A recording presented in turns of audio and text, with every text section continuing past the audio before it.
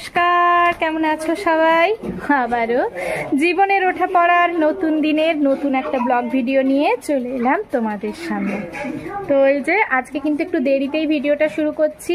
আজকে আমার এখনো স্নান টান সব হয়ে গেছে, আর একটুখানি চুলটার জন্য একটু বাইরে দাঁড়িয়েছি আর কি। হালকা হালকা রোদ আছে, মানে এইদিকে গাছ আছে তো ওই জন্য ছাওয়া পড়ে যায় আর কি।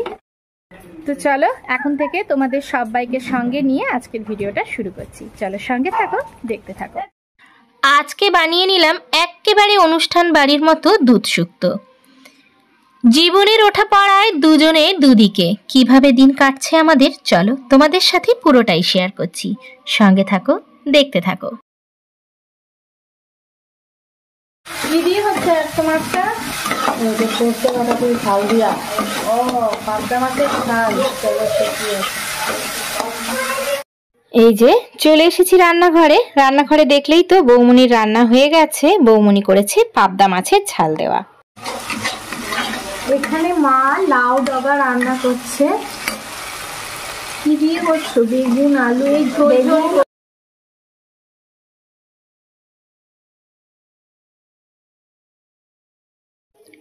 এই যে এখানে মা কিন্তু লাউ ডাঁটা দিয়ে একদম ঝোল ঝোল তরকারি করেছে, খুব ভালো লাগে এটা খেতে।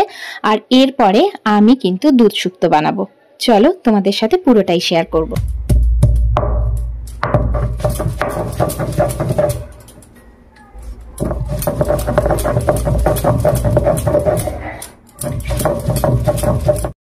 আজকে সম্পূর্ণ রান্নাটা বাটা মশলাতেই করব। একটু আদা আর একটু জিরে খুব ভালো করে বেটে নিলাম, সাথে কিন্তু সরষেও বেটেছি আর পোস্তও বেটেছি।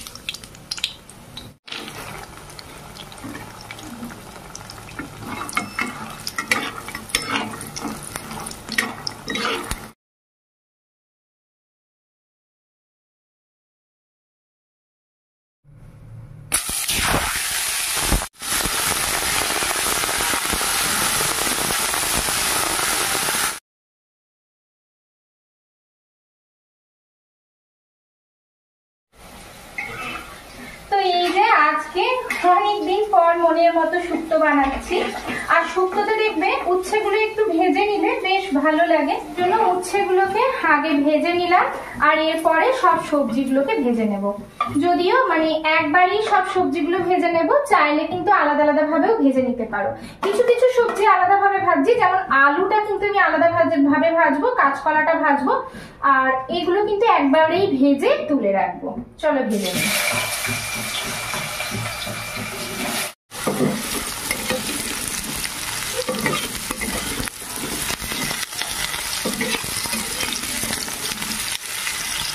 তোমরা চাইলে আলাদা আলাদা সবজিও ভাজতে পারো। আমি এই তেলেই কিন্তু একটু একটু করে সমস্ত সবজিগুলোকে ভেজে নিচ্ছি, আর একটু পরে পরে সেই সবজিগুলোকে দিচ্ছি যেগুলো ভাজতে কম টাইম লাগবে। এইভাবে সব সবজিগুলোকেই একসাথে কিন্তু ভেজে নেব। এখানে কিন্তু অনেক কিছুই দেওয়া আছে, কাঁচকলা, পেঁপে, গাজর, কুমড়ো, আর আছে হচ্ছে বরবটি। এর সাথে ডাঁটা দিলেও ভালো লাগে। আর লাস্টে বেগুনগুলোকেও একটু ভেজে নিই।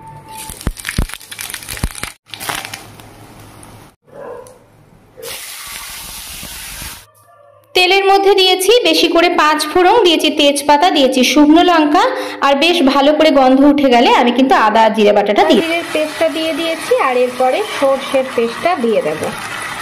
সর্ষের পেস্টটা দিয়ে দেবো। আর এখানে কিন্তু একটু জলও আছে, দেখতেই পাচ্ছ কড়াইয়ে, কারণ সর্ষেটা না হলে কিন্তু তেতো হয়ে যাবে। সাথে একটু নুনও দিয়ে দেবো, ব্যাস। তারপরে হালকা একটু নাড়াচাড়া করতে হবে, খুব বেশি নয় কিন্তু। এর মধ্যে কিন্তু দিয়ে দিয়েছি অল্প একটু পোস্ত বাটা, আর এরপরে সবজিগুলোকে দিয়ে দেব। একে একে করে ভেজে রাখা সমস্ত সবজিগুলোকে দিয়ে দিচ্ছি, আর এইভাবে কিন্তু অল্প একটু মিশিয়ে নেব, কারণ সবজিগুলো কিন্তু সব ভাজাই আছে, আর কিন্তু বেশি কিচ্ছু করতে হবে না। এটা কিন্তু খুব সহজেই হয়ে যায়, কিন্তু খেতে কিন্তু খুব টেস্টি হয়। একবার বাড়িতে বানিয়ে কিন্তু অবশ্যই দেখতে পারো। তোমরা চাইলে পোস্ত বাটাটাকে কিন্তু স্কিপও করতে পারো, তবে একটু স্বাদটা বেশি হয় আর কি। আর বেশ খানিকটা জল দিয়ে দিলাম। অনেক রকম করেই তো শুক্তো বানাও, অনুষ্ঠান বাড়ির মতো একেবারে সুন্দর আলাদা স্বাদের এই শুক্তোটা একবার কিন্তু বানিয়ে দেখতে পারো। তো দেখো এখানে কিন্তু ফুটে উঠেছে, আর এখানে আমি বেশ কিছুটা দুধ দিয়ে দিচ্ছি। সবজিগুলো যেহেতু সব ভাজাই আছে, খুব বেশি করার কিন্তু দরকার নেই। আমি এরপর কিন্তু সবজিগুলোকে তুলে নিচ্ছি। সবজিগুলোকে তুলে যে বাটিটায় রাখবো বা যে পাত্রের মধ্যে রাখবো, সেই পাত্রের মধ্যে আমি কিন্তু সবজিগুলোকে সব তুলে দিলাম। একদম ভিন্ন স্বাদের, অথচ একেবারে অনুষ্ঠান বাড়ির মতো। যেভাবে আমি করি খুব সহজেই সেইভাবেই তোমাদের সাথে শেয়ার করলাম। চাইলে কিন্তু একবার বানিয়ে দেখতে পারো। আর এই যে সবজিগুলো ভাজার সময় হালকা একটু নুন দিয়েই কিন্তু আমি ভেজেছি। শুক্তোর মধ্যে রাঁধুনি দেওয়া হবে না এমনটা কিন্তু হতেই পারে না। শুক্তোতে টেস্ট বাড়ায় কিন্তু রাঁধুনি আর পাঁচফোড়ন একটু শুকনোভাবে ভেজে গুঁড়ো করে ওপর থেকে সবজিগুলোর মধ্যে দিয়ে দিয়েছি। সাথে দিয়ে দিয়েছি ঘি, আর বড়িগুলোও কিন্তু আমি ঝোলের মধ্যে দিয়ে দিয়েছিলাম। বাস, এরপরে ঝোলটাও খুব ভালো করে ফুটে উঠেছে। আর দেখলেই তো সবজিগুলোকে তুলে রেখেছি, বাস ঝোলটা উপর থেকে দিয়ে দিলাম। দুধ শুক্তো একেবারে রেডি অনুষ্ঠান বাড়ির মতো। চলো এবার দেখে নিই বড় বেটুরা কি করছে, এক নজর ওদের দিকেও। ওগুলো বিজনেসের জন্য ছোট ছোট। তো সকালে আজকে ব্রেকফাস্টে আমরা করেছি মির্চি পাও। সো ব্রেকফাস্ট করে দুপুরবেলায় হালকা কিছু খেয়ে এখন আমি আর বড় বেটু বেরিয়ে পড়লাম মাঠগাঁওয়ের উদ্দেশ্যে। তো আমারই এক কলিগ বললো যে আমি মাঠগাঁও ছেড়ে দিয়ে আসছি। তো ওরই স্কুটি করে এখন আমরা তিনজন এই যে মাঠগাঁও বাস স্ট্যান্ড পৌঁছে গেলাম। মাঠগাঁও আমরা কদম্বা বাস স্ট্যান্ডে পৌঁছে গেছি এবং পৌঁছে আমরা বাসে উঠে গেছি। বাস এবার ছাড়ছে। আর এবারে আমাদের জার্নিটা হচ্ছে গোয়ার কদম্বা স্টেট ট্রান্সপোর্টের যে এসি স্লিপার বাস আছে, সেই এসি স্লিপার বাসে। তো নর্মালি আমরা জার্নি করি ট্রেনে, কিন্তু এবার আমাদের জার্নিটা শুরু হচ্ছে এসি স্লিপার বাসে। তো ফার্স্ট টাইম আমি আর বেটু এসি স্লিপার বাসে আমাদের জার্নি শুরু করব। চলো তোমাদের বাসের ভেতরটা একটু ঘুরে দেখাই। আমাদের বাস তো এইদিকে হচ্ছে এটা ডবল সিট দুজনের ওপরে, আর সেম এদিকে দুজনের হচ্ছে এদিকে নিচে সিট, এই যে মাঝে রাস্তা। আর এই দিকটা হচ্ছে নিচে সিঙ্গেল একজনের, আর এটা হচ্ছে ওপরের সিঙ্গেল একজনের। আর এই দিকটা আর কিছু নেই। টোটাল একটা, দুটো, তিনটে, চারটে, পাঁচটা, মানে পাঁচটা 10টা। সো টোটাল হচ্ছে বাসে ঢুকে লেফট সাইডে হচ্ছে উপরে 5টা, মানে 10 জনা, নিচে 10 জনা, 20 জনা, আর এইদিকে হচ্ছে 10টা, 30 জনা সিট। এই জন বাসে আমাদের হচ্ছে, আমাদের কোনটা? U7 আর U8। এই যে মাঝে এটা সিঁড়ি আছে, এই সিঁড়ি দিয়ে এটা উপরে উঠতে হবে। তো আমরা বাসে আমাদের সিটে বসে গেছি, বাসও ছেড়ে দিয়েছে। আর তোমরা তো দেখলে বড় ভিডিও তোমাদের সাথে কিছু ইনফরমেশন শেয়ার করলো। আর এইখানে বাসের ওপরে আমাদের হচ্ছে ওপরের সিট, আপার সিট যেটাকে বলে। তো এখানে এসি ভেন্ট আছে, যে রিডিং লাইট আছে। তো এসি ভেন্ট হচ্ছে মাথার দিকে দুটো আর পায়ের দিকে দুটো। তো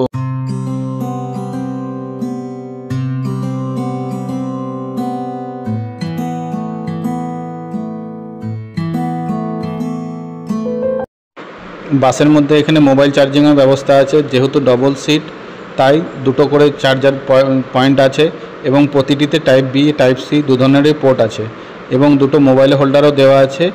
তো বাসের মধ্যে আমাদেরকে কম্বল প্রোভাইড করা হয়নি তো কম্বল বা চাদর সেটাকে নিজেদেরকে ক্যারি করতে হবে। আর এখানে পর্দাও দেওয়া আছে, জানলার দিকেও পর্দা দেওয়া আছে এবং তার অপোজিট দিকেও পর্দা দেওয়া আছে। বেশ সুন্দর ব্যবস্থা। তো বাস তো ছেড়ে দিয়েছে, বাট বাস মঠগাঁও থেকে ছেড়ে এখন পাঞ্জিমের দিকে এগিয়ে যাচ্ছে। তো মঠগাঁওতে কদম্বা বাস স্ট্যান্ডে এই বাসের ছাড়ার টাইম হচ্ছে বিকাল 5টা। তো ঠিক টাইমেই 5টাতেই বাস ছেড়ে দিয়েছে।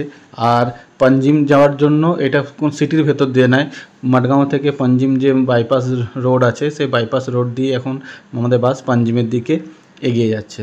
তো আমরাও বাসে বসে বসে জানলা দিয়ে বাইরের দিকটা সুন্দর প্রাকৃতিক দৃশ্য উপভোগ করি। আর তোমরাও মোবাইলের মাধ্যমে আমাদের সাথে এই সুন্দর প্রাকৃতিক দৃশ্য ঘরে বসেই উপভোগ করো।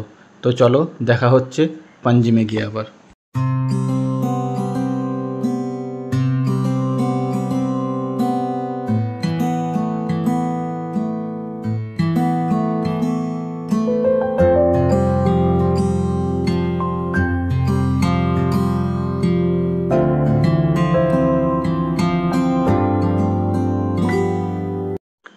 তো পঞ্জিমের আগে আমরা এখন পৌঁছে গেছি কোর্তালিম।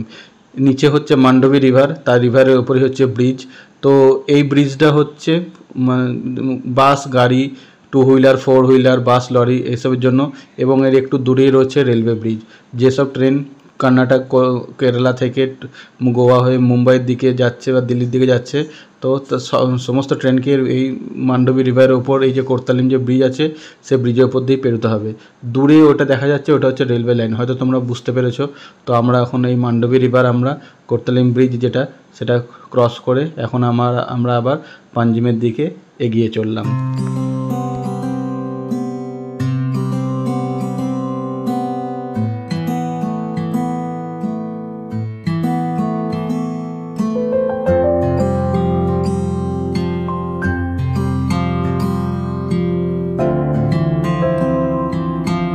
তো আমরা পাঞ্জিম পৌঁছে গেছি। তো যেসব গাড়ি পাঞ্জিম সিটির ভেতর ঢুকবে না তারা উপরে ফ্লাইওভার দিয়ে চলে যাবে। আর যেহেতু আমাদের বাসের বোর্ডিং পয়েন্ট হচ্ছে মাডগাঁওয়ের পর পাঞ্জিম, তাই আমাদের বাসটিকে পাঞ্জিম বাস স্ট্যান্ড ঢুকতেই হবে।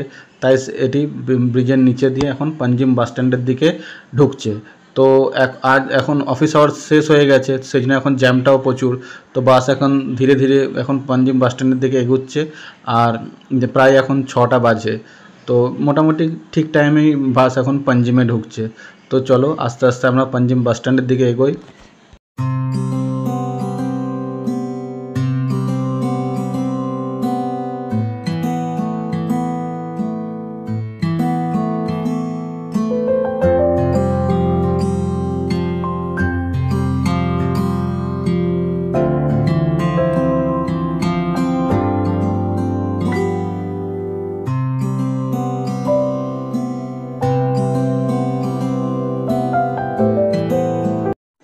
তো পাঞ্জিম স্ট্যান্ডে আমাদের বাস এখন ঢুকছে। আর স্ট্যান্ডে ঢোকার মুখেই ডান দিকে হচ্ছে বজরংবলী টেম্পল। আর ঢুকেই হচ্ছে যে এসব বাসগুলো, এগুলো হচ্ছে পাঞ্জিম সিটির মধ্যে যাতায়াতের জন্য এই বাসগুলো সব এখানে দাঁড়িয়ে থাকে। আর পাঞ্জিম সিটি থেকে হয়তো পোরবরিম বা মাপসা বা পন্ডা বা মাডগাঁও যাওয়ার বাসও সব এই সাইডে সব পাওয়া যায়।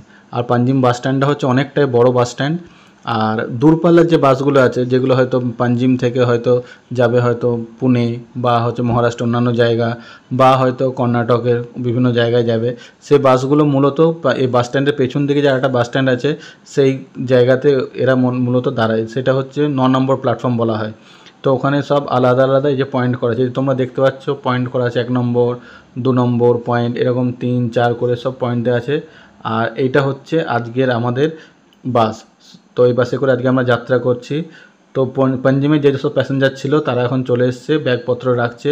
আর বাসের যে স্টাফ সে ব্যাগের মধ্যে নাম্বারিং করে ব্যাগগুলো স্টোরেজে গুছিয়ে গুছিয়ে রাখছে। তো মোটামুটি সব প্যাসেঞ্জার চলে এসেছে। তো আমরা এখানে অপেক্ষা করছি বাস ছাড়ার। আর পাশে যেটা কর্ণাটকের বাস সেটা আস্তে আস্তে এখন স্ট্যান্ড থেকে বেরিয়ে যাচ্ছে। তো আমাদের বাসও এর মধ্যে আর একটু পরেই এখান থেকে।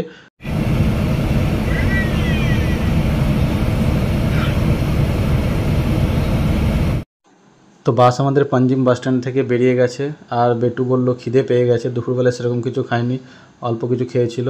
তা এই যে আমি এখানে ছোলা আলু ভাজা নিয়ে এসেছি, আর এখানে লুচি আছে। তো সেই লুচি আর ছোলা আলু ভাজাই এখন আমি বেটু খাচ্ছি। আর এই যে বাস, এই যে সাইডে আপনারা দেখছেন, এটা হচ্ছে মান্ডবী রিভার। তার উপরে যে ব্রিজ আছে সেই ব্রিজের ওপর দিয়ে বাস এখন পাঞ্জিম থেকে বেরিয়ে এখন এগিয়ে যাচ্ছে মাপসার দিকে। তো চলুন আস্তে আস্তে আমরা মাপসার দিকে এগোই। দেখা হচ্ছে মাপসাতে আবার। কেমন লুচি? ভালো হয়েছে তো? লুচিটা কিন্তু আমার বানানো নয়, লুচিটা হচ্ছে কেনা। আর এইটা হচ্ছে আমার বানানো, হলুদ ছাড়া আলু, ছোলা আলু ভাজা, আর তার সাথে লঙ্কা।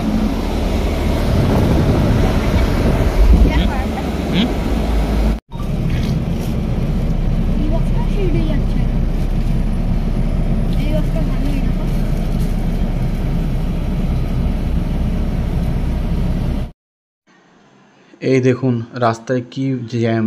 তো গাড়ি কোনো রকমভাবে মানে টুকটুক টুকটুক করে এগিয়ে যাচ্ছে। প্রায় ঘন্টা দেড়েক হলো এখন আমরা মাপসা পৌঁছালাম না। আর আমরা মাডগাঁও থেকে বেরিয়েছি প্রায় 2.5 ঘন্টা হয়ে গেল। তো এখন প্রায় 7:30 বাজে, এখন আমরা মাপসা পৌঁছাই। তো এই দেখুন আমরা এখন বাস স্ট্যান্ডে ঢুকে গেছি, মাপসা বাস স্ট্যান্ড। তো আমরা মাপসা বাস স্ট্যান্ডে ঢুকে গেছি, যেমন বেটু আপনাদেরকে জানালো। তো এখন প্রায় 8টার কাছাকাছি বাজে, তো প্রায় 3 ঘন্টা হলো এখনও আমরা গোয়ার মধ্যেই আছি। এখন আমরা গোয়া থেকে বেরোতে পারিনি, এত জ্যাম। তো বাস আমাদের মাপসা বাস স্ট্যান্ড থেকে বাস ছেড়ে দিয়েছে এবং আমরা এখন সামনের দিকে এগিয়ে যাচ্ছি।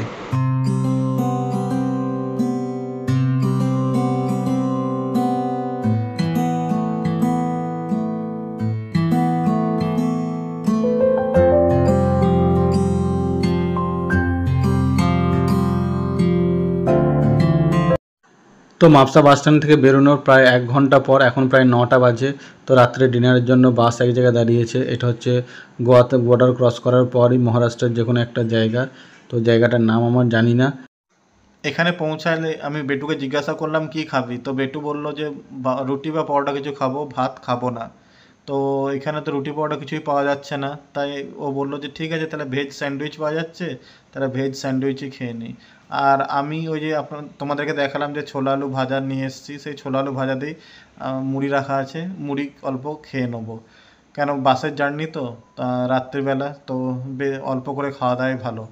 তো এখানে যে অনেক দূরপাল্লার বাস, সব দূরপাল্লার বাসে এখানে দেখছি হল্ট দিচ্ছে ডিনারের জন্য। তো এখানে অনেক বাসই দাঁড়িয়ে আছে, এই যে আর একটা বাস ঢুকছে। তো এখানে ডিনার শেষ করে আবার আমরা সামনের দিকে এগিয়ে যাব। কটা বাজে এখন? বাজছে হচ্ছে 9টা, 9:30 বাজছে। তো ডিনার ব্রেকের পর বাস আমাদের ছেড়ে দিয়েছে। তো এখানে আধ ঘন্টা ডিনার ব্রেক ছিল, তো বাস ঢুকেছিল 9টায়, এখন 9:30 বাজে বাস ছেড়ে দিয়েছে। আর এখানে খাবার অপশান অনেক কিছু ছিল, কিন্তু রুটি পরোটা ছিল না। তাছাড়া নুডলস ছিল, জুস ছিল, ফ্রুট স্যালাড ছিল, তারপরে ভেজ স্যান্ডউইচ ছিল, ভাত ডাল সবজি এসব তো ছিল, ফ্রাইড রাইস, বিরিয়ানি সমস্ত কিছু ছিল, কিন্তু রুটি পরোটার কোনো অপশান ছিল না। তো যাই হোক, বেটু ভেজ স্যান্ডউইচ খেয়ে নিল, আর আমি যে তোমাদেরকে যে বললাম ছোলা আলু ভাজাতে অল্প মুড়ি খেয়ে নিয়েছি। যেহেতু বাসের জার্নি তো তাই একটু হালকা খাওয়াই ভালো, কেন ট্রেনের জার্নি পুরো আলাদা আর বাসের জার্নি হচ্ছে পুরোই আলাদা। তো রাতও হয়ে গেছে, এবার আমরা শুয়ে পড়বো। আর রাতে তো বেশি কিছু দেখানোর নেই, কেন রাস্তা আর অন্ধকার। তো আবার তোমাদের সাথে দেখা হচ্ছে আগামীকাল সকালে। তো আজকের ব্লগটা এই পর্যন্তই। যদি ভালো লেগে থাকে তো অবশ্যই একটা লাইক করে পাশে থাকতে পারো। দেখা হচ্ছে পরবর্তী নতুন একটা ব্লগে। ততক্ষণ পর্যন্ত সবাই সুস্থ থাকবে, ভালো থাকবে, আর সঙ্গে থাকবে তোমাদের প্রিয় চ্যানেল জীবনের ওঠাপড়ার সাথে।